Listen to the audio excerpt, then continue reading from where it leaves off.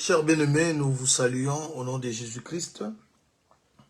Que la paix, la grâce et la miséricorde du Seigneur soient le partage de chacun de nous, de partout où nous sommes.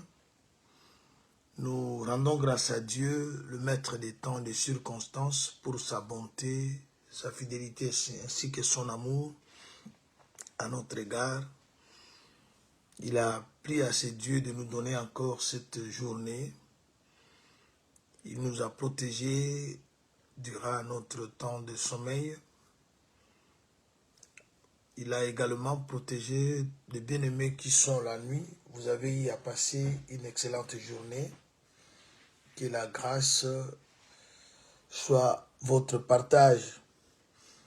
Nous allons nous excuser pour ce retard. On devait normalement commencer le direct à 6 heures.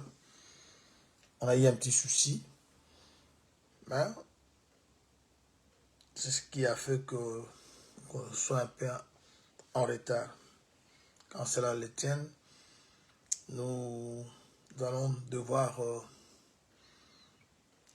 nous quitter de notre devoir. Nous allons prendre quelques minutes avec vous et pour avancer avec notre pensée. Nous sommes toujours dans notre enseignement sur Dieu sait de quoi nous sommes formés. Il se souvient que nous sommes poussière. Psaume 103, verset 14. Et puis 1 Thessaloniciens chapitre 5, verset 23. Et c'est ça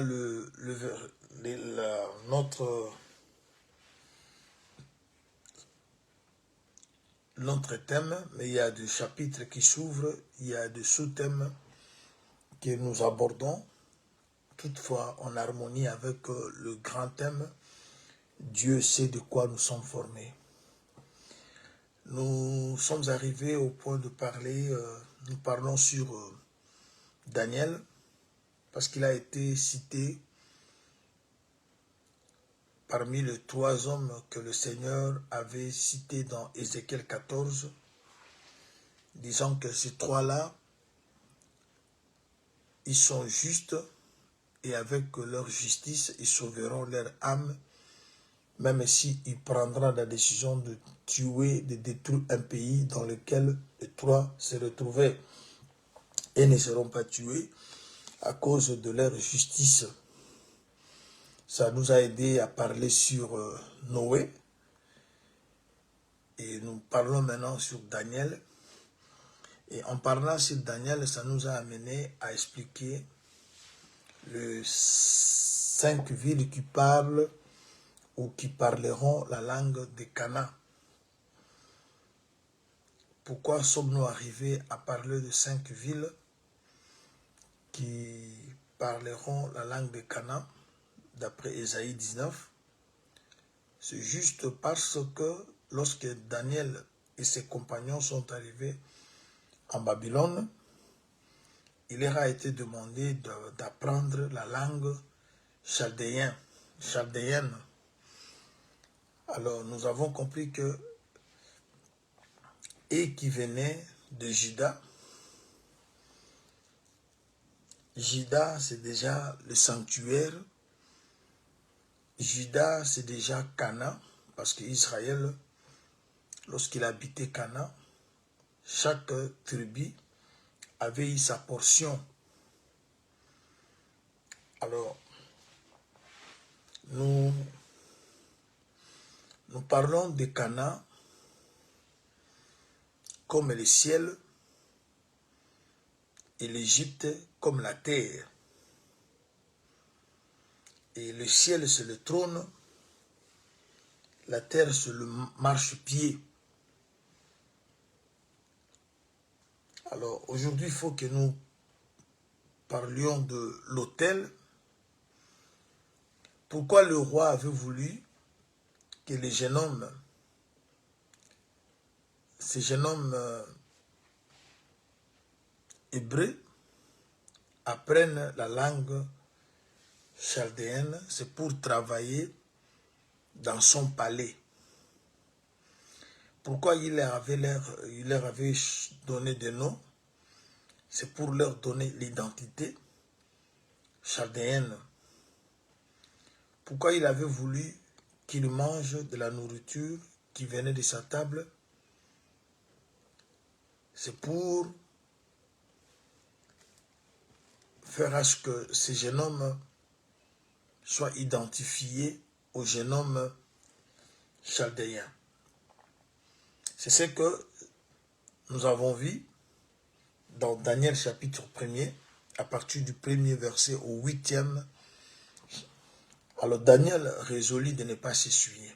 C'est ce que nous avons déjà expliqué. Nous sommes des passagers sur cette terre. Il y a deux royaumes. Il y a le royaume du monde, il y a le royaume des cieux. Alors nous venons de ce royaume des cieux, mais nous sommes en transit sur la terre. Nous sommes dans le monde, mais nous ne sommes pas de ce monde. Alors, avant que je puisse parler de l'autel, j'aimerais encore, par la grâce du Seigneur, apporter une petite lumière sur le problème de Daniel, de ses compagnons, comme de gens, parce que la demande du roi était que les jeunes hommes appartiennent aux familles nobles et que les jeunes hommes soient de la race royale. Et vous savez que la royauté, elle a été donnée à Juda. Alors, c'est-à-dire Daniel et ses jeunes hommes, ses compagnons, ils avaient le langage de Cana. Ils avaient la nourriture de Cana. Ils avaient l'identité de Cana. Avoir la nourriture, l'identité de Cana, c'est avoir l'identité céleste. Parce que Cana représente le ciel. Parce que Cana parle de Jésus-Christ comme le quatrième. Et parler du quatrième, c'est parler aussi de Judas. Mais je veux que vous voyez une chose. Nous sommes dans le livre de Josué. Parce qu'on va plus parler de l'autel. Mais j'aimerais que nous puissions d'abord commencer par ces points. Ceux qui ont suivi notre direct d'hier, nous avons expliqué aussi une chose sur la ville de la destruction, parmi les les 5 villes qui parlent la langue de Canaan. On avait expliqué, c'est bien de parler la langue de Canaan, mais sur le cœur ne pas avec le Seigneur, on finit par être détruit. On a exhorté, on a expliqué beaucoup de choses par rapport à nos assemblées. Dans nos assemblées, nous avons un langage. Vous savez, chers bien-aimés, je vais d'abord que nous voyons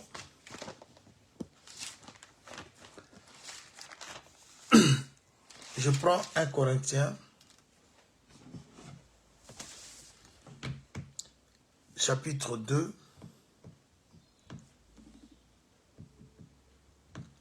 1 Corinthiens chapitre 2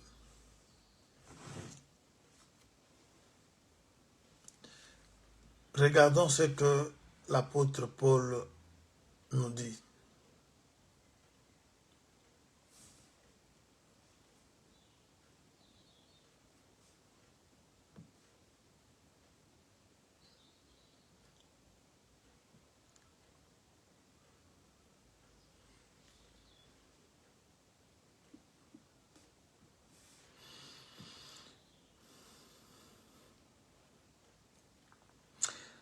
chapitre 2, je disais.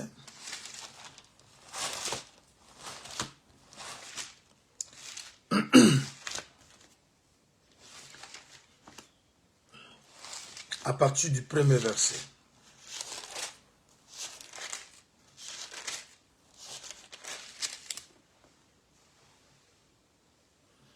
L'apôtre dit ceci.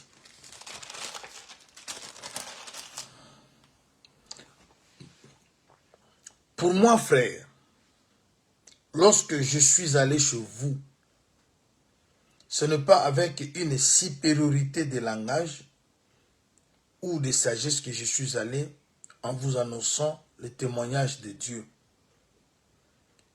Car je n'en ai pas eu la pensée de savoir parmi vous autre chose que Jésus-Christ crucifié. Moi-même, j'étais auprès de vous dans un état de faiblesse, de crainte et de grand tremblement. Et ma parole et ma prédication ne reposaient pas sur le discours persuasif de la sagesse, mais sur une démonstration d'esprit et de puissance, afin que votre foi soit fondée non sur la sagesse des hommes, mais sur la puissance de Dieu. L'apôtre Paul, il parle de la supériorité des langages. Chers bien-aimés, vous allez me supporter. Vraiment, il faut que vous me supportiez. Parce que la prédication, l'évangile, l'enseignement a pour mission de parfaire l'épouse. La prédication a pour mission de nous amener au ciel. Alors, ici l'apôtre Paul parle, lorsqu'il était parti chez les Corinthiens, ce n'était pas avec une supériorité de langage ou de sagesse que je suis allé vous annoncer le témoignage de Dieu. Car je n'en ai pas eu la pensée de savoir parmi vous autre chose que Jésus-Christ crucifié. C'est cette écriture qui va nous faire entrer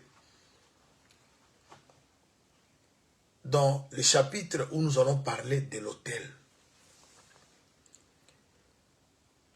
Bien-aimés, vous savez que nous avons de prédicateurs éloquents dans cet évangile. Nous avons des gens qui parlent bien. Nous avons des gens qui connaissent les Écritures, qui expliquent aussi bien. Nous avons des gens qui ont une connaissance. Tout ça, ça fait partie de la langue de Canaan.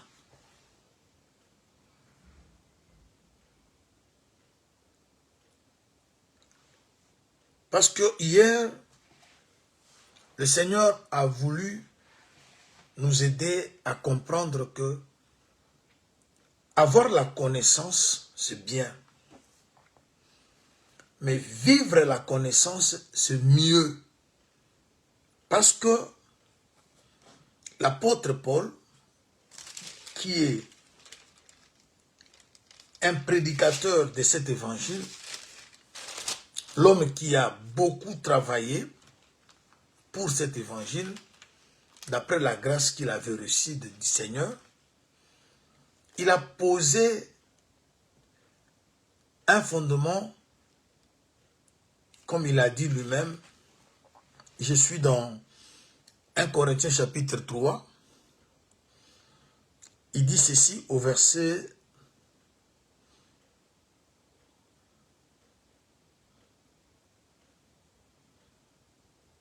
9e.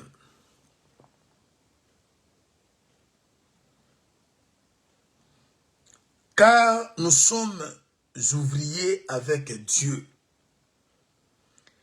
vous êtes le champ de Dieu, l'édifice de Dieu.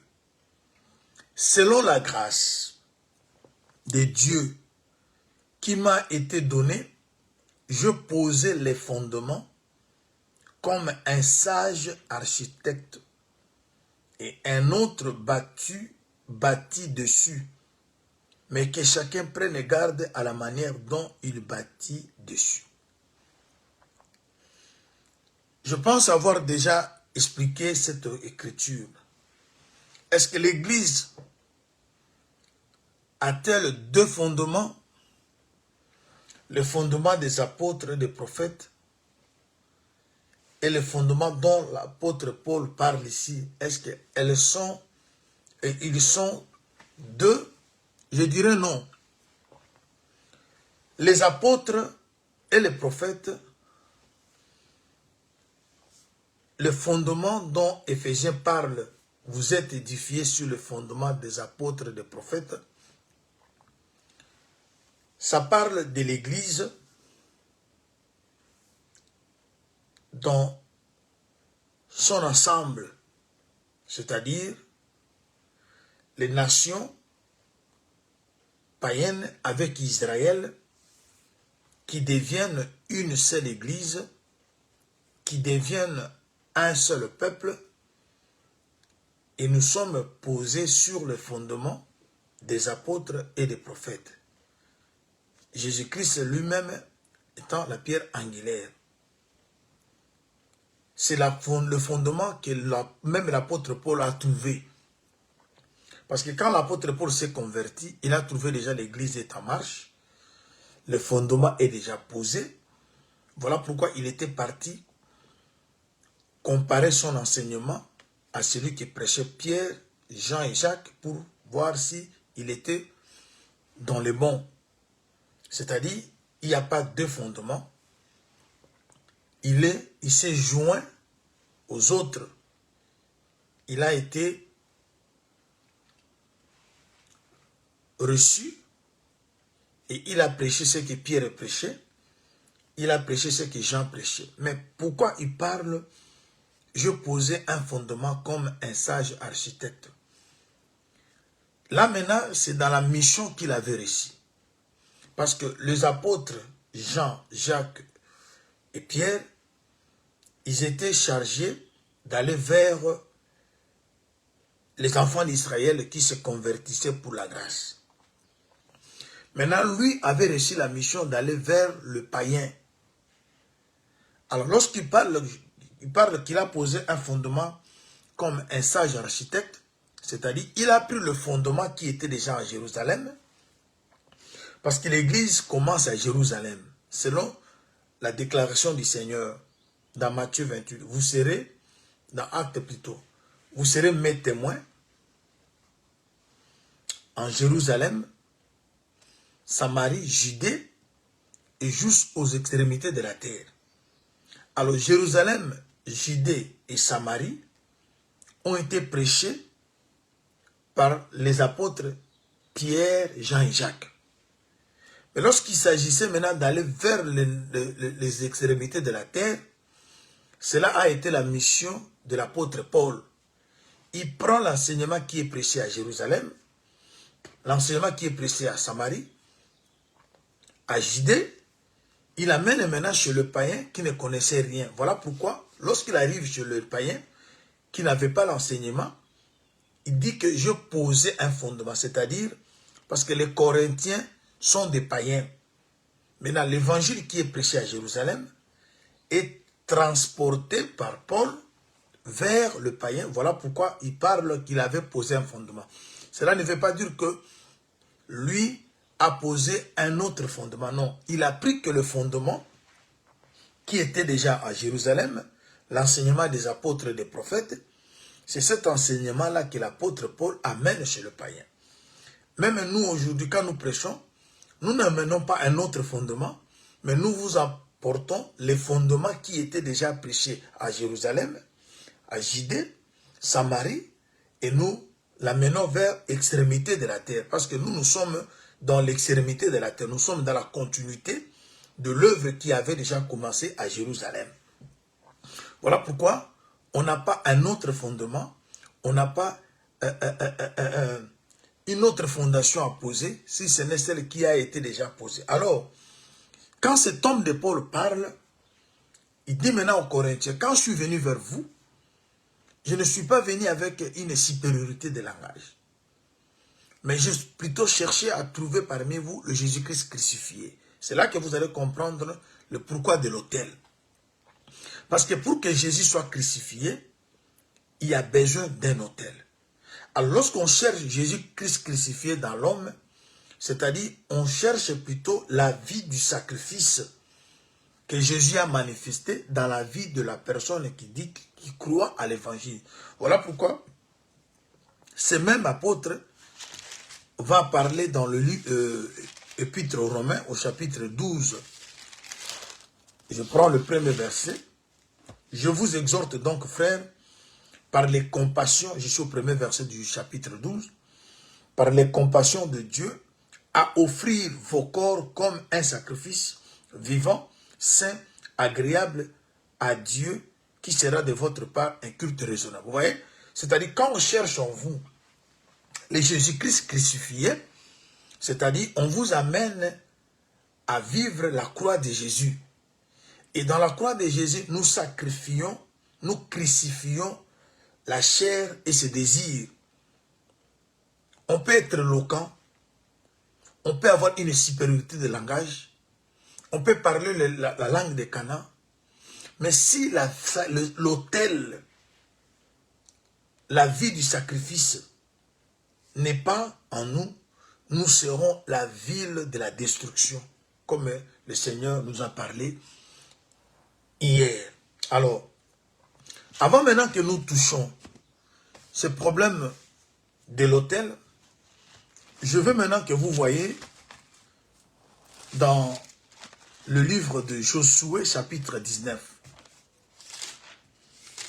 Josué 19, parce que tout à l'heure, nous avons dit que Juda, c'est le ciel, c'est le royaume des cieux, c'est Canaan, et Égypte, c'est le monde, ou encore Babylone, c'est le monde. Alors maintenant, lorsque vous êtes en Babylone, on vous demande de parler la langue babylonienne. C'est simplement, ça veut dire simplement qu'on veut maintenant que vous ayez une confession de ce monde. Cependant, nous gardons notre nature céleste, vivant dans le monde, mais nous comportant comme des êtres, un peuple céleste. Alors, je prends Josué chapitre 19. Parce que nous voulons toucher quelque chose rapidement et puis on passe. Je suis au premier verset du chapitre 19. La deuxième part échut par le sort à Siméon, à la tribu de fils de Siméon, selon leur famille, leur héritage était au milieu de l'héritage de fils de Juda. Lorsque Israël se partage la terre de Canaan,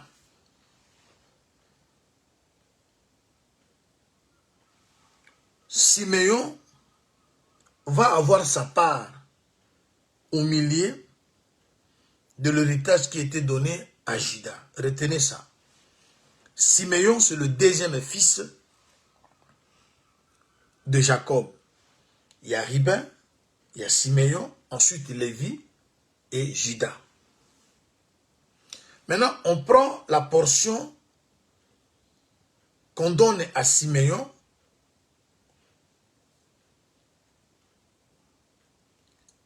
La portion qui est donnée à Siméon se trouve dans la grande portion de Juda. Bien aimé, cela se fait pour nous révéler quelque chose.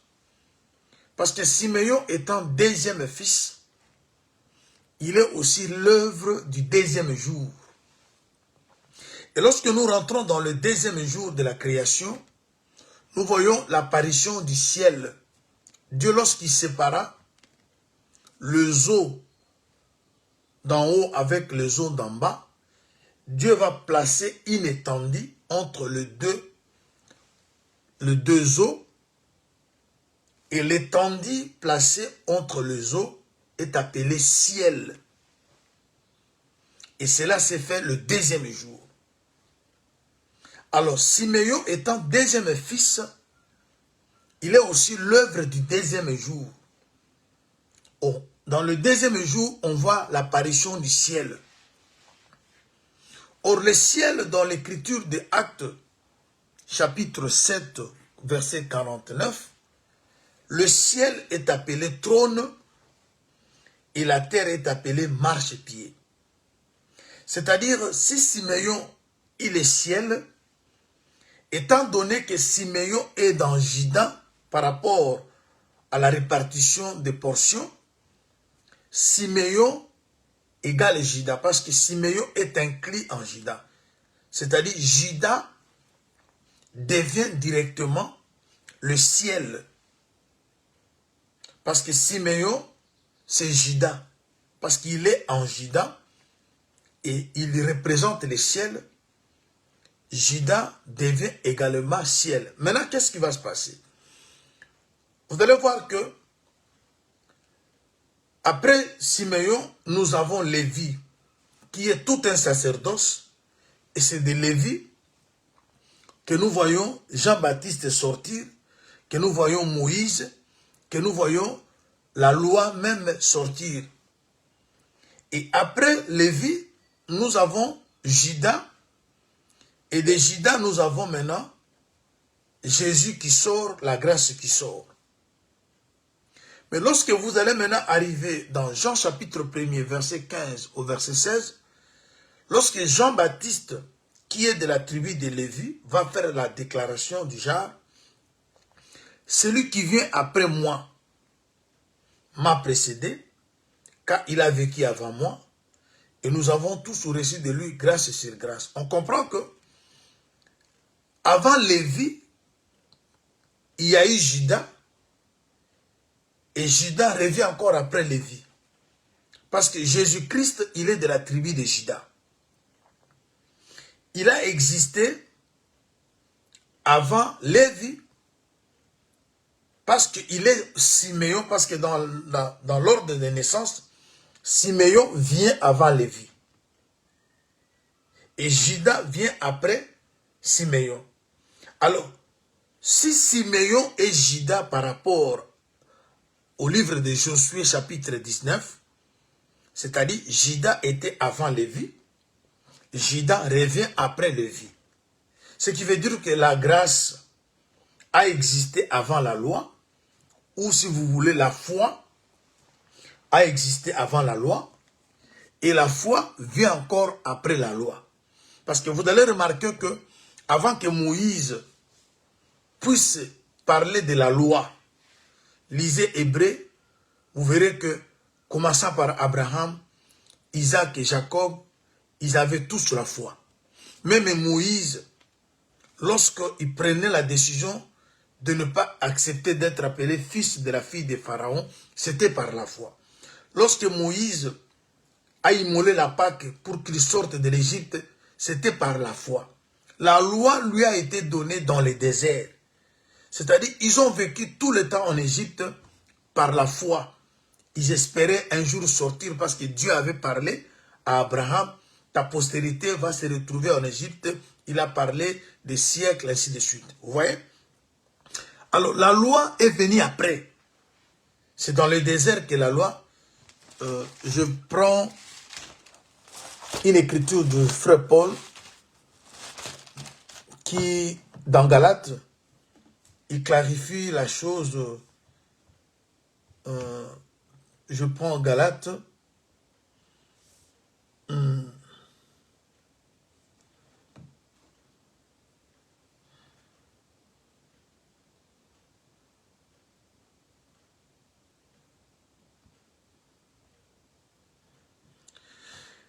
Je suis dans Galates chapitre 4. Voilà.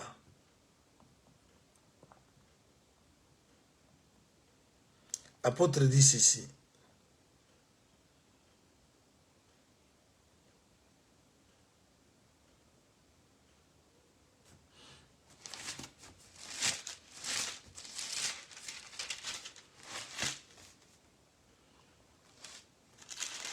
Galates chapitre...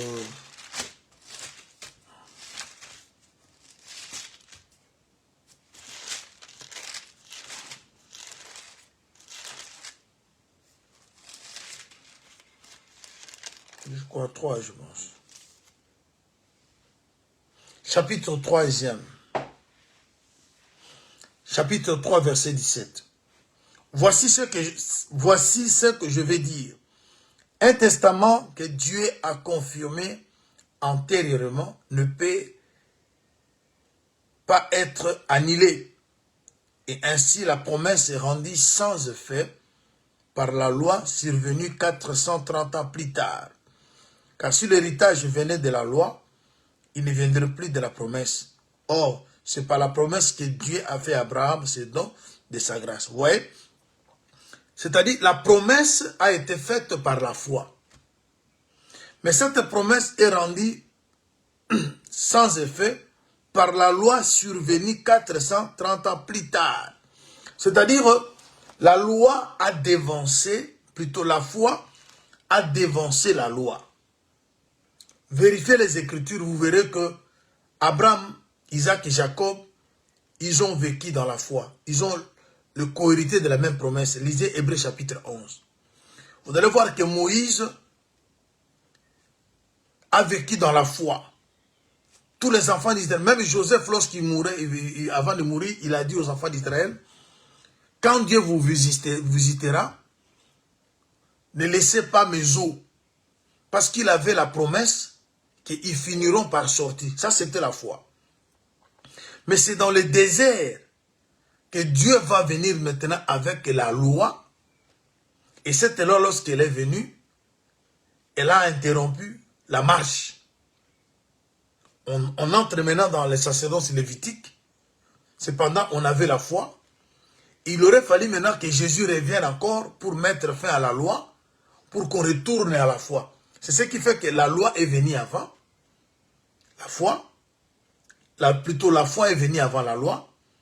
Et ensuite, la loi est venue et la foi est revenue. C'est ce que Jean-Baptiste a expliqué. Celui qui vient après moi. Qui? C'est Jésus. Jésus, c'est la grâce. Mais il dit qu'il a vécu avant moi. Mais nous avons tous reçu de lui grâce sur grâce. Alors, je suis parti là-bas parce que je veux que vous compreniez. Lorsque nous parlons de Daniel et de ses compagnons étant de la tribu de Juda, qui ont été déportés en Babylone, Juda, c'est le ciel. Parce que Siméon, il est l'œuvre du deuxième jour. Et l'œuvre du deuxième jour, c'est le ciel. Étant donné que Siméon a eu sa part dans la partie qui a été donnée à Juda, d'après Josué chapitre 19, c'est-à-dire Siméon devient Juda.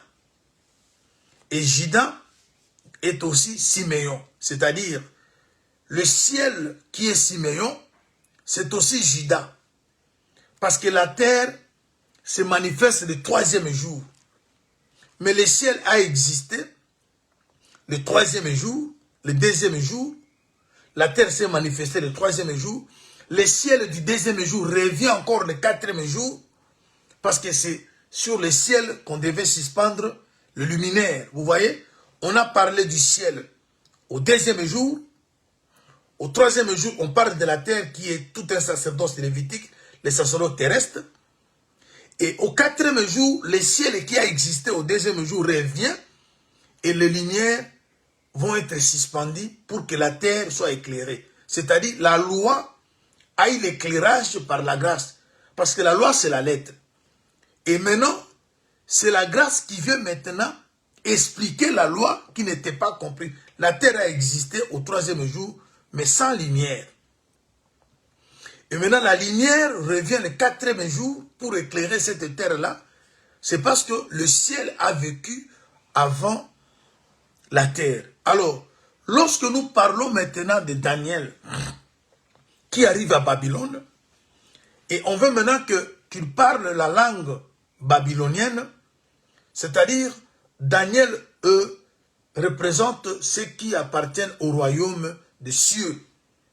Voilà pourquoi la demande du roi était que les jeunes hommes soient de la race royale et qu'ils appartiennent aux familles nobles. Et la noblesse que nous avons, c'est du fait que nous sommes enfants de Dieu. Bien-aimés, nous appartenons à un roi, le roi des rois. Nous appartenons à un royaume qui n'est pas de ce monde, mais un royaume des cieux. Voilà pourquoi, étant dans le monde, nous devons maintenant avoir un langage qui nous différencie aux gens de ce monde. Et ce langage n'est que l'enseignement qui nous est donné. Alors, cet enseignement doit apporter une vie. Voilà pourquoi l'apôtre Paul insiste dans 1 Timothée, plutôt dans 1 Corinthiens, il dit que lorsque je suis venu, je n'étais pas venu avec une supériorité de langage. J'insiste là-dessus. Le langage que nous avons dans les assemblées des saints, c'est un langage supérieur. Mais si ce langage n'amène pas à une vie de sacrifice, on sera une ville de destruction. La connaissance que nous avons des Écritures, l'interprétation que nous avons de la parole de Dieu, si ça ne produit pas la vie de la repentance, si ça ne produit pas la nouveauté de vie, bien-aimés, nous serons une ville de destruction. Je dis ça en connaissance des causes. Permet que je touche encore une écriture avant que nous touchions le problème de l'autel. Écoutons ce que l'apôtre Paul dit dans 1 Corinthiens. Je suis dans 1 Corinthiens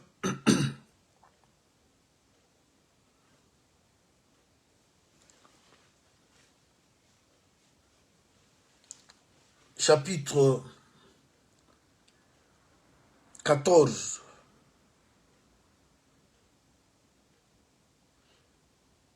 Non, chapitre 13. 1 Corinthiens chapitre 13. Je commence au premier verset. Quand je parlerai les langues des hommes et des anges, si je n'ai pas l'amour, je ne suis un airain qui résonne ou une cymbale qui retentit. Tu peux parler la langue des Cana, si je parlerai la langue des hommes et des anges. Les anges sont des êtres célestes. Cana explique le royaume des cieux. Vous pouvez parler les langues célestes. Mais si vous n'avez pas l'amour, vous voyez maintenant, on est devant la pratique. On peut parler les langues. Il avance.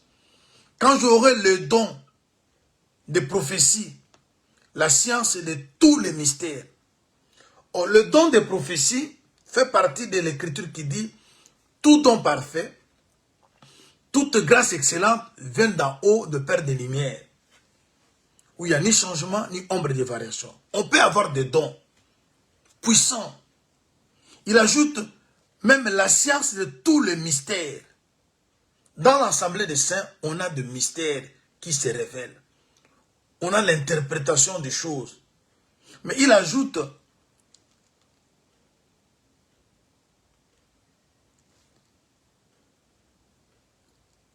quand j'aurai même toute la foi jusqu'à transporter les montagnes, et si je n'ai pas l'amour, je ne suis rien. Vous voyez que ça peut arriver que vous avez la connaissance, vous avez le mystère de la science, vous avez l'explication des Écritures. Tout cela fait partie de la langue de Cana. Mais si l'amour n'y est pas, on n'est rien. Il avance. Verset 3. Quand je distribuerai tous mes biens pour la nourriture des pauvres, et quand je livrerai même mon corps pour être brûlé, si je n'ai pas l'amour, cela ne me sert de rien. On peut se poser des questions. Comment quelqu'un peut donner tous ses biens aux pauvres, mais qui ne puisse pas avoir l'amour? Oui. Parce que ce qu'on donne aux pauvres, la Bible appelle ça aumône. Alors l'aumône, il est écrit, quand vous donnez, la main gauche donne, la main droite ne peut pas savoir. Et tout celui qui donne par la main gauche et que la main droite est au courant, n'a pas l'amour. Cela veut dire quoi? Vous pouvez donner, mais pour que vous soyez vu des gens. C'est-à-dire vous n'avez pas donné avec un amour, mais vous avez donné pour tirer gloire. Et là, la Bible dit que vous avez donné, mais sans avoir l'amour. Parce que ça qu'on donne aux pauvres, la Bible appelle ça aumône. Et dans l'aumône, il est écrit que lorsque vous donnez avec la main gauche, la main droite ne peut pas savoir. Alors, déjà que lorsque déjà vous faites quelque chose pour que vous soyez apprécié, admiré, vous soyez vu des gens, la Bible dit que vous le faites sans amour. Parce que l'amour ne s'invente pas. Vous voyez comment beaucoup de gens tombent dans beaucoup de pièges de l'ennemi. Il avance, même si je livrerai même mon corps pour être brûlé, si je n'ai pas l'amour, cela ne me sert de rien. Livrer le corps, c'est-à-dire vous faites quelque chose pour tirer toujours gloire. Vous vous sacrifiez, mais non pour la gloire de Dieu, mais pour qu'on parle de vous. Et cela n'est pas compté chez Dieu. Il avance. L'amour est patient. Il est plein de bonté. L'amour n'est point envié. L'amour ne s'invente point. Il ne s'enfle point d'orgueil. Il ne fait rien de malhonnête. Il ne cherche pas son intérêt. Il ne cherche point son intérêt. Il ne s'irrite point. Il ne soupçonne point le mal. Il ne se réjouit point de l'injustice, mais il se réjouit de la vérité. Il excuse tout, il croit tout, il espère tout, il supporte tout. J'aimerais que nous lisions le verset 8. L'amour ne périt jamais. Les prophéties seront abolies. Les langues cesseront. La connaissance sera abolie. C'est-à-dire, la connaissance prendra fin. Les prophéties cesseront. Mais l'amour ne périt jamais. Ce qui veut dire que il a même parlé des langues. Alors, j'ai pris cette écriture pour faire comprendre aux bien-aimés, l'enseignement que nous prêchons, c'est vraiment une langue de Cana. C'est un langage supérieur. Le monde n'a pas ce langage. Beaucoup d'églises fausses n'ont pas le langage que nous avons. Mais ce langage que nous avons, si ça ne nous amène pas à Jésus-Christ crucifié, nous serons une ville de destruction. Et permettez maintenant que je passe vite à l'autel. Parce que nous sommes dans Ésaïe chapitre 19. Parce que nous avons des bien-aimés frères et sœurs qui aiment l'enseignement, ils jubilent, mais l'enseignement ne les amène pas sur l'autel. Je prends Ésaïe 19. Nous étions arrivés au verset 18-19. En ce temps-là, il y aura 5 villes au pays d'Égypte qui parleront la langue de Canaan, comme je venais d'expliquer, et jureront par l'Éternel des armées. L'une d'elles sera appelée ville de destruction. En ce même temps, il y aura un autel à l'Éternel au milieu du pays d'Égypte, et sur la frontière un monument à l'Éternel. Ce sera pour l'Éternel des armées un signe et un témoignage dans le pays d'Égypte. Ils crieront à l'Éternel à cause des oppresseurs et il leur enverra un sauveur, un défenseur pour les délivrer. Et l'Éternel sera connu des Égyptiens. Il leur enverra un sauveur, un défenseur pour les délivrer. Et l'Éternel sera connu des Égyptiens. Et les Égyptiens connaîtront l'Éternel en ce jour-là. Ils feront des sacrifices et des offrandes. Ils feront de vœux à l'Éternel des armées, à l'Éternel et les accompliront. Je m'arrête ici. Regardons maintenant parce que nous commençons maintenant à toucher des points très sensibles. Le langage, nous en avons. L'enseignement, l'explication, le mystère des sciences, nous avons. Le langage de supériorité, nous avons. Vous partez dans un débat, quand vous parlez, tout le monde se tait. Les gens n'ont pas d'argument. Parce que vous démontrez, de Genèse à l'Apocalypse, qu'il est question de Jésus dans le rouleau. Vous expliquez comment Jésus, il est un bois. Vous faites sortir Jésus des Écritures. Comme lui-même avait dit, vous sondez les Écritures, vous croyez avoir en elle la vie, mais vous ne voulez pas venir à moi quand les Écritures parlent de moi. Nous avons cette grâce-là d'expliquer les choses.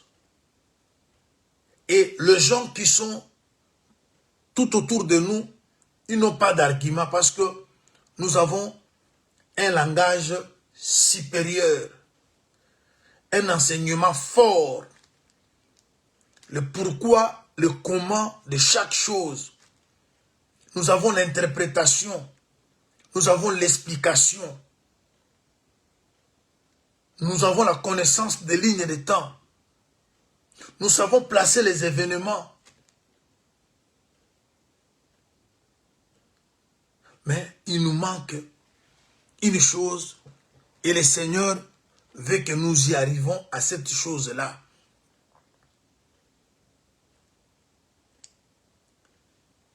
C'est maintenant avoir l'autel. Pourquoi l'autel? On a parlé de 5 villes qui parlent le langage. On dit qu'en ce même temps, il y aura un autel à l'Éternel au milieu du pays d'Égypte et sur la frontière un monument à l'Éternel. Ça sera pour l'Éternel des armées un signe et un témoignage. Les signes et témoignages, ce n'est pas la langue, c'est plutôt l'autel et le monument qui se retrouvent à la frontière. Les signes, ça sera pour l'Éternel un signe, un témoignage dans le pays d'Égypte. Ils crieront à l'Éternel à cause des oppresseurs. Il leur enverra un sauveur et un défenseur pour les délivrer. Le sauveur et le défenseur vont être envoyés. On avance. Et l'Éternel sera connu des Égyptiens. Et les Égyptiens connaîtront l'Éternel en ce jour-là. Ils feront des sacrifices et des offrandes. Ils feront de vœux à l'Éternel et les accompliront. Alors, permettez maintenant qu'on commence maintenant à décortiquer les choses. Pourquoi un autel à l'Éternel? On précise l'autel à l'Éternel. J'aimerais que nous prenions d'abord une écriture. Je suis dans le livre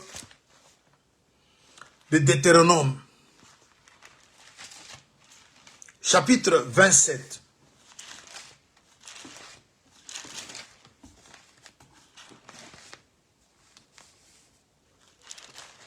Deutéronome chapitre 27. À partir du verset 12, ou si vous voulez, le verset 1er au 8e. Je lis rapidement. Moïse et les anciens d'Israël donnèrent cet ordre au peuple. Observez tout le commandement que je vous prescris aujourd'hui. Lorsque vous aurez passé le Jourdain pour entrer dans le pays que l'Éternel ton Dieu te donne, tu dresseras des grandes pierres et tu les enduiras de chaux. Tu écriras sur ces pierres toutes les paroles de cette loi. Lorsque tu auras passé le Jourdain pour entrer dans le pays que l'Éternel ton Dieu te donne, pays où coule le lait et le miel, comme l'a dit l'Éternel, le Dieu de tes pères, lorsque vous aurez passé le Jourdain, vous dresserez sur le mont Ébal ces pierres que je vous ordonne aujourd'hui de dresser et tu enduras de chaux. Là, tu bâtiras un autel à l'Éternel ton Dieu, un autel de pierre sur lequel tu ne porteras point les fers. Tu bâtiras en pierre brute l'autel de l'Éternel ton Dieu. Tu offriras sur cet autel des holocaustes à l'Éternel ton Dieu. Voilà. Ici, Moïse, avant de mourir, avant de quitter les enfants d'Israël, il laisse une loi, il laisse un ordre d'après ce qu'il avait reçu de Dieu. Qu'on prenne de grandes pierres. Et sur des pierres, Moïse, avant de partir, Dieu lui a parlé de dire aux enfants d'Israël, lorsque vous entrerez dans le pays comme je vous ai promis, vous allez dresser un autel. Et cet autel va être dressé avec les pierres sur lesquelles vous allez mettre la copie de la loi. Et vous ne pouvez pas utiliser un fer ou faire passer un fer sur ces pierres. Je vais expliquer le pourquoi. Mais ça sera des pierres brites qui ne vont pas subir des transformations, des modifications. Je vais expliquer le pourquoi de ça. Et ça sera pour l'Éternel un autel, et c'est sur cet autel-là que vous allez sacrifier. Nous sommes dans le livre de Josué, au chapitre 8. Moïse n'est plus. Josué, il a pris la direction de cette assemblée. Mais il doit veiller à ce que Moïse avait donné comme orientation recevant de Dieu. Je suis dans Josué, je prends le chapitre 8.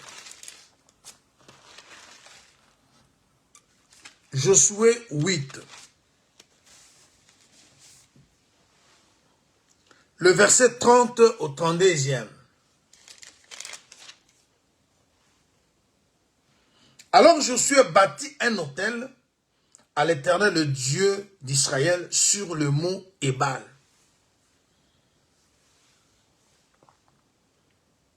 Comme Moïse, serviteur de l'Éternel, l'avait ordonné aux enfants d'Israël, comme il est écrit dans le livre de la loi de Moïse. Un autel de pierre brute sur lequel on ne porta point le fer. Ils offrirent sur cet autel des holocaustes à l'Éternel et présentèrent des sacrifices d'action de grâce. Et là, Josué écrivit sur le pierre une copie de la loi que Moïse avait écrite devant les enfants d'Israël.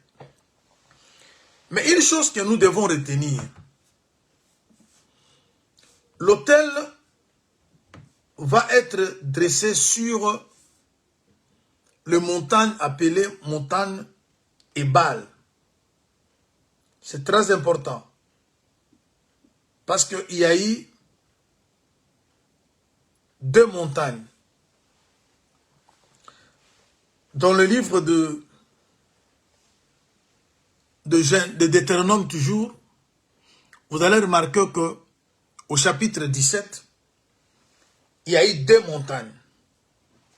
Permettez que je vous lise ça parce que c'est bien, c'est vraiment important que ces versets soient lus pour que l'explication soit claire.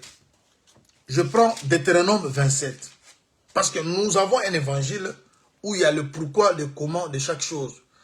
Selon qu'il est écrit dans le livre de Proverbes, chapitre 14, verset 6, Dieu ne fait rien sans but. Tout ce que Dieu fait a un but. Alors, ici nous sommes dans Deutéronome 27, le verset 12-13. Qu'est-ce que les Écritures nous disent? Lorsque vous aurez passé le Jourdain, Siméon, Lévi, Juda, Issachar, Joseph et Benjamin se tiendront sur le mont Garizim pour bénir le peuple. Et l'Éternel, et Ruben, Gad, Aser, Zabulon, Dan et Nephtali se tiendront sur le mont Ebal pour prononcer la malédiction. C'est-à-dire, il y avait 2 montagnes. Une montagne appelée montagne de Garizim, c'est pour la bénédiction. Mais il y avait une autre montagne, montagne de Bâle, c'est là où on devait prononcer la malédiction. Alors, maintenant, il y a une montagne de malédiction, il y a une montagne de bénédiction. Et Bâle, c'est la montagne de malédiction. Vous savez déjà, lorsqu'on parle de montagne, vous voyez déjà aussi les alliances, parce que la loi maudissait le peuple, la grâce bénissait. Voilà pourquoi il est écrit, Christ est venu nous libérer de la malédiction de la loi. Ce qui veut dire que la montagne de Ebal, c'était une montagne de malédiction qui ne parle que de la loi. Et voilà la raison qui fait que qu'on place sur cette montagne de malédiction un autel. Parce que Christ est la fin de la loi. Alors, Christ qui est la fin de la loi, ce n'est pas le Christ né. Le Christ mourant, c'est lui qui est la fin de la loi. Parce que lorsque Jésus est né, il est né dans la loi. Mais c'est par sa mort qu'il va mettre fin à la loi. Alors, voilà pourquoi je retourne vite dans... Je ne sais pas si vous me saisissez. Je suis parti dans Deutéronome pour vous présenter les 2 montagnes, Garizim et Ebal. Là, c'est clair, il y a eu 6 tribus sur le mont Garizim pour bénir. Il y a 6 tribus sur le mont Ebal pour maudire. Mais les gens qui maudissent cela sont tous fils de Jacob. Et le vrai Jacob, c'est notre Dieu. Ce qui veut dire que Dieu en lui-même, il a la malédiction, il a la bénédiction. Parce que la loi que Moïse a prêchée est venue de Dieu. C'est-à-dire, celui qui avait maudit le peuple, c'est Dieu lui-même par la loi. Et celui qui devait aussi délivrer le peuple, c'est lui-même Dieu par la grâce. Parce que le fils là, repartit 6 fils. D'un côté, pour maudire, c'est l'homme de Moïse. Parce que le chiffre 6, c'est le chiffre de l'homme. Parce que, je ne sais pas si vous avez vu. On dit quoi? Siméon, Lévi, Juda, Issachar, Joseph et Benjamin se tiendront sur le montant de Garizim. On a 6 fils. Nous sommes de l'autre côté. Verset 13. Ruben, Gad, Aser, Zabulon, Dan et Nephtali se tiendront sur le mont Ebal pour la malédiction. C'est-à-dire, nous avons des hommes. Le chiffre 6, c'est le chiffre d'homme. On a eu Adam, homme, le premier homme. On a eu le dernier homme. Par le premier homme, la mort est entrée. Par le dernier et le deuxième homme, la vie est entrée.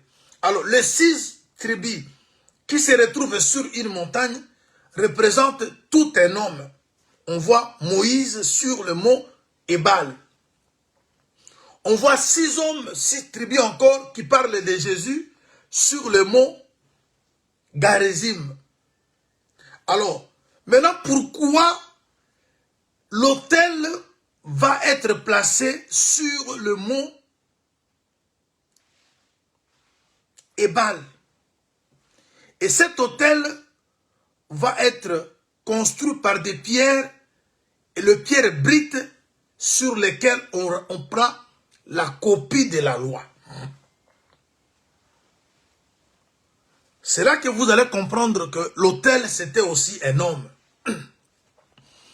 Pourquoi nous disons que l'autel c'était un homme? Retournons vite dans Isaïe, chapitre 19. Isaïe 19. On dit, en ce temps-là, il y aura un autel à l'Éternel au milieu du pays d'Égypte et sur la frontière, un monument à l'Éternel. Ça sera pour l'Éternel des armées un signe et un témoignage dans le pays d'Égypte. Ils crieront à l'Éternel à cause des oppresseurs et il leur enverra un sauveur, un défenseur pour les délivrer. Le défenseur et le sauveur qu'on envoie en Égypte. Vous voyez maintenant que l'Égypte, c'est le monde. De la manière où Israël criait en Égypte, et Dieu a dit, j'ai entendu le cri et je vis la souffrance, je suis descendu. C'est de cette même manière-là que nous sommes en train de crier en Égypte. Et l'Égypte, c'est le monde. L'Égypte, c'est aussi la vie que tu vis. Tu es dans une situation compliquée. Tu as besoin de délivrance. Tu as besoin du sauveur.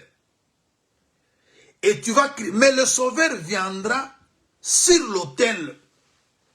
Bien-aimé, la victoire que nous avons aujourd'hui sur les démons, la victoire que nous avons aujourd'hui sur nos problèmes, ne commence pas à la naissance de Jésus. C'est la mort de Jésus qui a donné victoire à l'humanité. Voilà pourquoi l'apôtre, je prends Colossiens, je suis dans l'épître aux Colossiens, l'apôtre Paul va dire ceci. Il a effacé l'acte et les ordonnances qui nous condamnaient. Vous voyez? Quand est-ce qu'il a effacé l'acte et les ordonnances? Ce n'est pas à la naissance. La naissance de Jésus n'a pas changé de choses. Mais la mort de Jésus, je prends Colossiens, chapitre 2, verset 14. Il a effacé l'acte et les ordonnances. L'acte dont les ordonnances nous condamnaient, qui subsistaient contre nous. Il a éliminé, on le cloua à la croix. Il a dépouillé les dominations, les autorités, et les a livrées publiquement en spectacle, en triomphant d'elles par la croix. Vous voyez? C'est pour cela que l'autel va être placé sur le mont Ebal. Mont Ebal, c'est la montagne de la malédiction. Et le Seigneur vient maintenant prendre ta malédiction. Bien-aimé, voilà pourquoi l'apôtre Paul dit, je ne cherche pas autre chose. Je cherche que Jésus-Christ crucifié. Bien-aimé dans le Seigneur, nous avons la connaissance. Mais une connaissance qui n'amène pas à la vie du sacrifice de la croix, vous ne verrez jamais la puissance de Dieu se dégager dans votre vie. Une connaissance qui ne remplit que la tête, qui n'amène pas la personne qui a cette connaissance à être un sacrifice vivant, agréable à Dieu, vous ne verrez pas la puissance de Dieu. C'est ainsi vous verrez dans nos assemblées, je dis d'une manière générale, je sais qu'il y a des cas particuliers, où il n'y a pas la vie de sacrifice. Parce que lorsque je parle de la vie de sacrifice, il y a beaucoup de choses à dire là-dessus. Mais je vais toucher une par une. Mais d'abord, je suis en train de vous amener à comprendre que il y avait une montagne de malédiction. Alors, il aurait fallu maintenant sur cette montagne, un autel soit placé.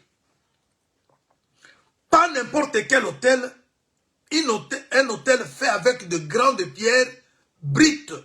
Et l'autel doit avoir toute la copie de la loi. L'autel qui a eu la copie de la loi, c'est le Seigneur Jésus-Christ. Jésus-Christ, c'est la parole faite chair.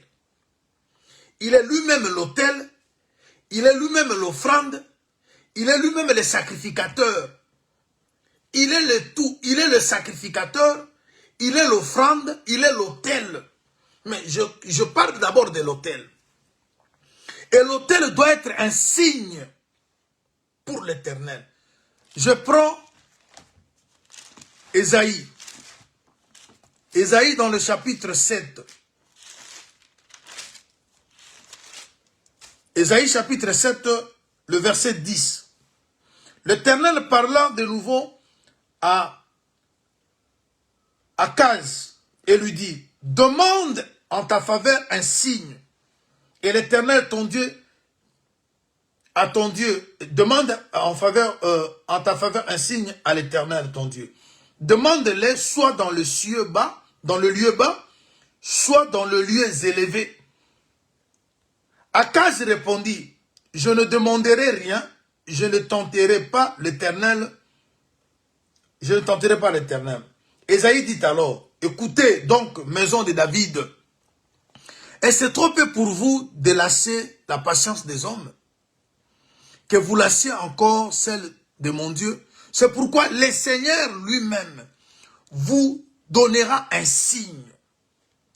Voici la Vierge deviendra enceinte, elle enfantera un fils, et elle lui donnera le nom d'Emmanuel.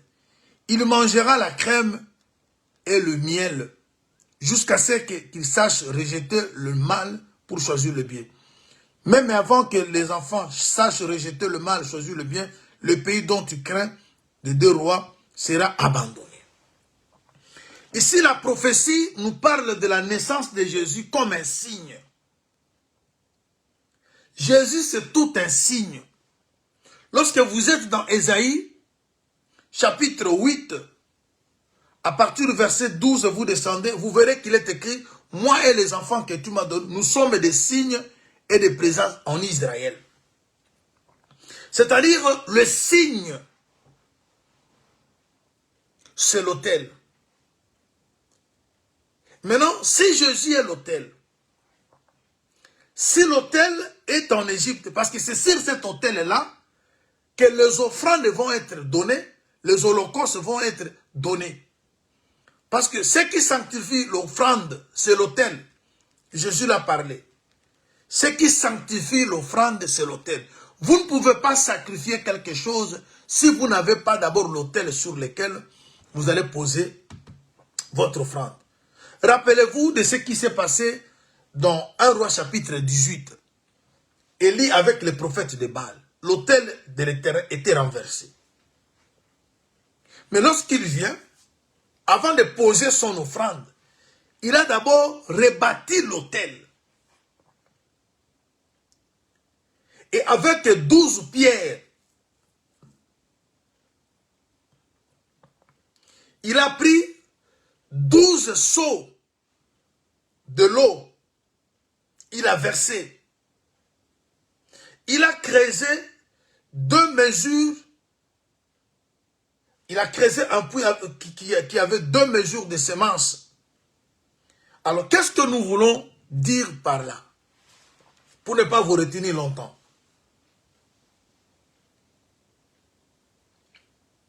L'autel qu'on doit mettre toute la copie de la loi. Et on ne veut pas qu'un fer puisse passer sur le pierre qui constitue l'autel. Le pierre doit être brute. Vous savez bien aimé, lorsque vous avez une pierre et que vous avez des copies de la loi, lorsque vous voulez tailler la pierre, une partie de l'écriture de la loi va disparaître. Ce qui veut dire simplement, le Seigneur veut que nous puissions respecter sa parole et la vivre dans toute son entièreté. L'autel, c'est la parole. Si on prend la copie de la loi, on va placer sur le pierre, c'est pour dire que ce qui fait la force de tous les sacrifices que nous pouvons faire, c'est lorsque nous faisons des choses en harmonie avec la parole de Dieu. C'est-à-dire, même Élie, lorsqu'il a fini avec l'autel, il a mis les sacrifices, il a dit il a prononcé une courte prière, il dit, je fais ceci selon ta parole, réponds-moi. Lorsque la chose est faite selon la parole de Dieu, Dieu est coincé. Il dit, je fais ceci au nom de ta parole et réponds-moi. Alors, chers bien-aimés, aujourd'hui, j'avais voulu introduire la pensée de l'autel.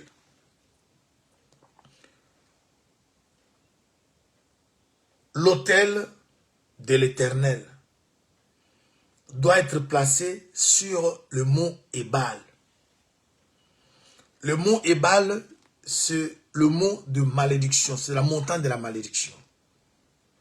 Bien-aimés, nous avons connu des problèmes, nous sommes nés dans des familles à problèmes, nous avons hérité des problèmes de famille, de liens familiaux, ainsi de suite. Mais il y a une seule chose qui peut tout détruire. C'est lorsque vous placez cet autel sur le mont Ébal. Celui qui est venu détruire la malédiction, c'est le Seigneur Jésus-Christ. Ici, je parle de malédiction dans 2 volets. Il y a la loi comme malédiction, qui était prononcée par 6 enfants de Jacob, qui ne parlent que de Dieu lui-même, qui a maudit son peuple par la loi.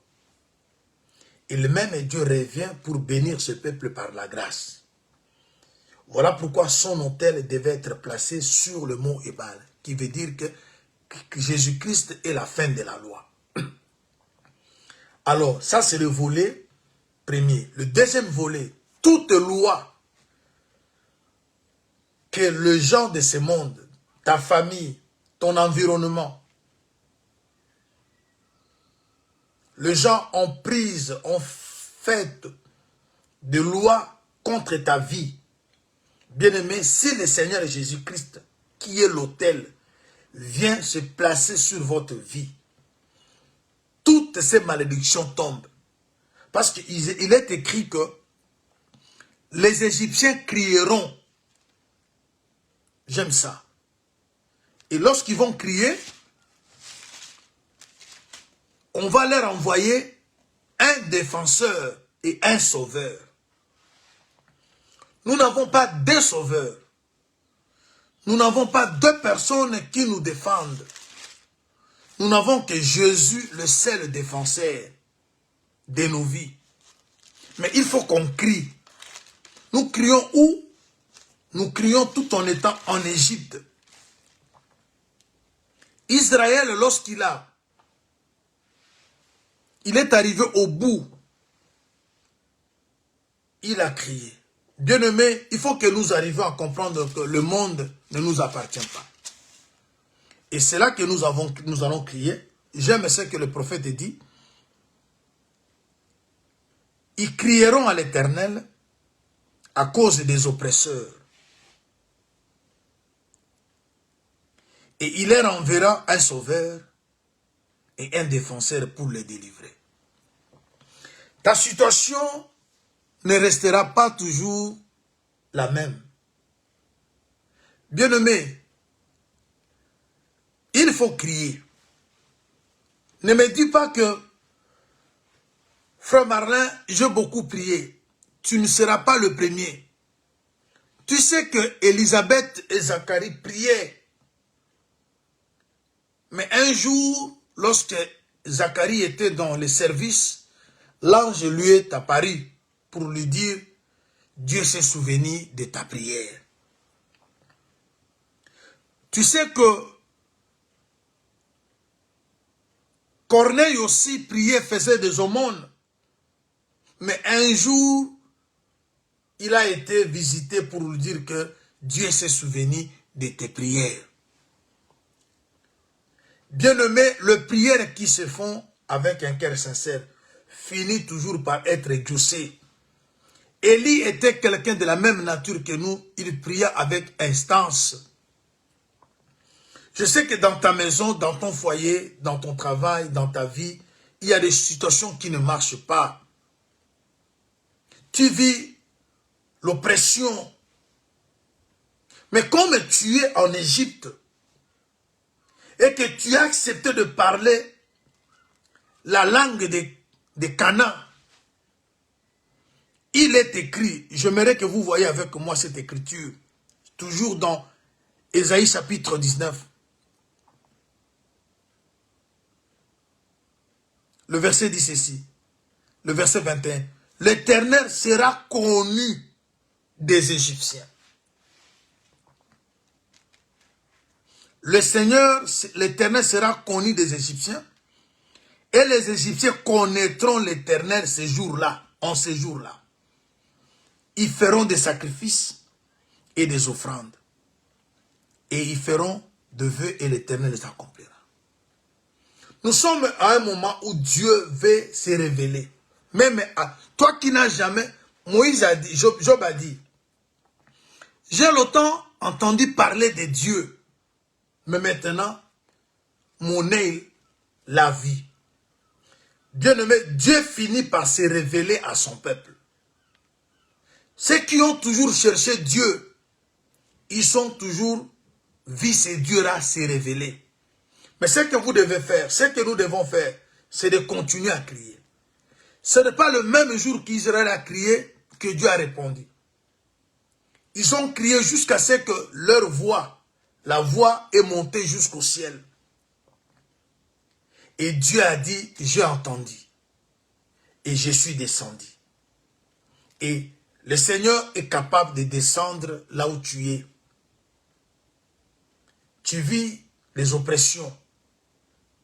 Les choses ne tournent pas. Tu traverses des moments très compliqués. Mais il n'y a qu'une seule personne qui peut mettre fin à ça. Tu es entouré de malédictions. Parce que ceux qui ont maudit Israël, je prends maintenant un autre volet. Je prends maintenant un autre volet où les 6 hommes-là qui étaient en train de maudire ne sont que des hommes. Mais les hommes de ta famille aussi. Parce que les gens qui prononçaient la malédiction étaient Israël. Dans la vie que nous menons, il y a des gens qui nous bénissent. Il y a aussi ceux qui nous maudissent. Des fois sans raison. Des fois sans que nous puissions commettre quelque chose de mal.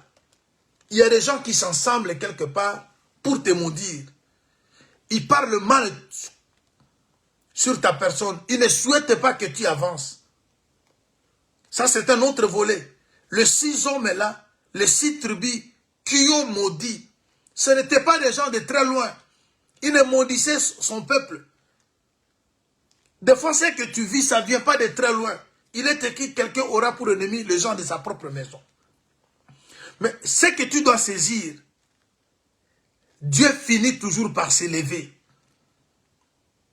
Et il s'élève le dernier pour mettre fin.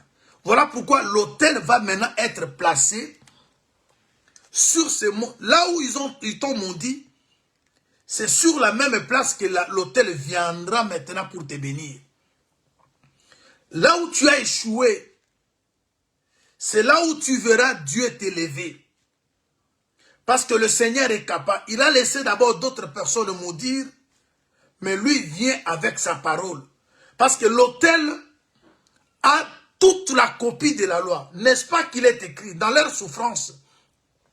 Ils crièrent à l'Éternel. Et l'Éternel leur envoya sa parole. Et la parole l'a guéri. Et je veux que tu sois rassuré que ta situation ne sera pas plus que notre Dieu. Parce que l'autel qui viendra se placer sur la montagne où on t'avait maudit s'appelle Jésus-Christ. Parce qu'un autel qui a toute la copie de la loi, c'est-à-dire c'est l'autel parole. Si tu reviens, tu remets la parole de Dieu dans toute son entièreté, dans ta vie, tu vis la parole de Dieu en toi. Il est écrit, s'il n'a pas épargné son fils, mais il a livré pour nous, comment ne nous donnera-t-il pas toutes choses avec lui? Job a dit, si un homme meurt et qu'il revient à la vie, j'ai l'espoir que ma situation changera. Or, pour que un homme meure et qu'il revienne à la vie, il y a l'autel. Golgotha, c'était tout un autel. Alors, je veux que tu sois rassuré que le Seigneur est là pour enlever ta malédiction. Le Seigneur, il est là, il est ton défenseur. Il est ton sauveur. Mais tu ne dois pas cesser de crier. Je termine par cette écriture que j'aime aussi bien.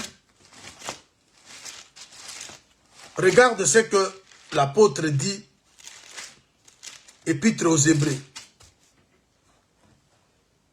chapitre 5, le verset 7. Ici, on parle de Jésus-Christ, lorsqu'il avait la chair. Celui qui, dans le jour de sa chair, il est esprit, mais il a fini par porter la chair. Et lorsqu'il a porté la chair, il a été combattu comme toi. Il a été persécuté. Mais qu'est-ce qu'il faisait? Celui qui, dans le jour de sa chair, a présenté avec des grands cris et avec des larmes, de prières et de supplications à celui qui pouvait le sauver de la mort. Il a été exaucé à cause de sa piété. Il a appris, bien qu'il soit fils, obéissance par les choses qu'il a souffertes. Ouais. Quand le Seigneur avait le corps comme toi, il a connu des combats. Vous ne pouvez pas être un enfant de Dieu, vivre en Babylone sans combat. Je vous parlerai de ce qui s'est passé avec Azaria, Miskaël, Anania et Daniel. Vous avez vu le genre de combat que ces hommes ont connu. C'est parce qu'ils gardaient leur dignité. Et Jésus également, lui qui est esprit, qui était un roi, lorsqu'il a accepté de venir sur cette terre, il a connu des combats. Mais qu'est-ce qu'il faisait? Il s'abandonnait dans la prière. Il ne cessait de crier. Et il a été exaucé. Si Dieu a compris que pour ma situation, pour mes difficultés, je dois prier, chercher ma délivrance auprès de celui qui peut me sauver. Et je te rassure que toi aussi tu as un sauveur. Tu vis en Égypte, les choses ne tournent pas. Dans ta maison, tout est par terre. Tes enfants malades, ton mari malade, ta femme est malade. Le travail, les affaires, le business. Bien-aimé, s'il y a des gens qui se sont complotés pour te maudire, sache que le Seigneur permettra qu'un autel vienne se placer sur la même place où il t'avait maudit. Et cet autel aura de pierres de grande taille, et sur ces pierres, on aura la copie de la loi. La parole de Dieu ne faillit jamais. Comme ça sera un autel, parole, la parole de Dieu, elle est vivante. La parole de Dieu, elle est efficace. Dieu ne ment jamais, il a toujours tenu parole. Alors bien-aimé, sois rassuré que ta situation ne dépasse pas Dieu. Ça peut dépasser les hommes, mais ça ne peut en aucun jour dépasser Dieu. Tes problèmes peuvent dépasser le médecin, ta maladie. Mais ça ne dépasse pas Dieu. Parce que Dieu, il est le Père et le gouverneur des esprits. Il donne l'ordre au vent. Il donne l'ordre à la tempête. Il a la capacité de dire que non, fini et ça finit, ça prend fin. Parce qu'il est le défenseur. Il est le sauveur. Mais notre devoir, c'est de crier. Alors, acceptons que cet autel soit là. Parce que c'est sur l'autel que nous-mêmes, nous serons également placés. Ça, on reviendra peut-être après. Alors, soyons fortifiés par cette parole. On est entouré de personnes qui nous maudissent, mais nous avons aussi des gens qui nous bénissent. Si les 6 hommes ont maudit, il y a 6 hommes qui ont béni.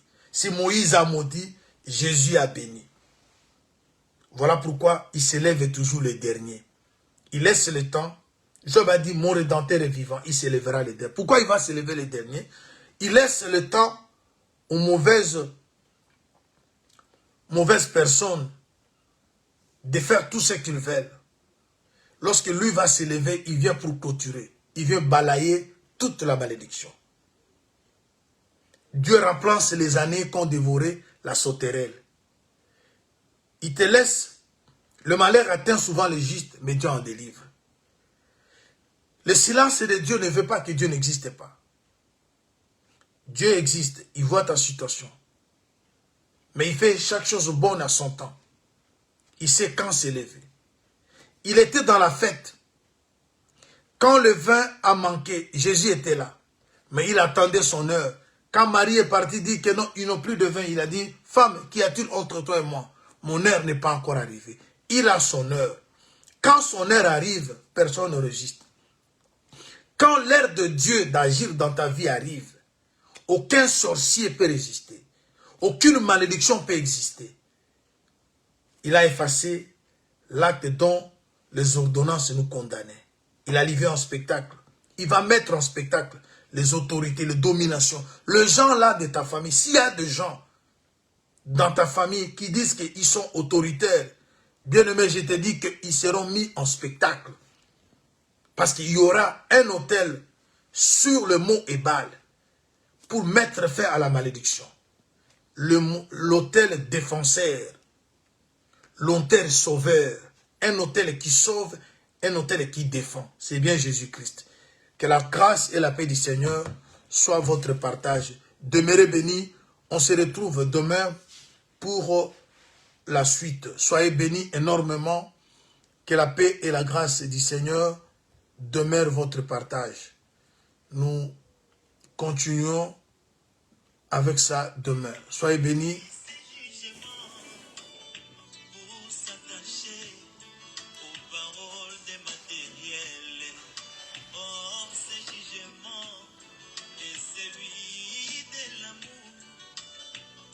Après cela, je serai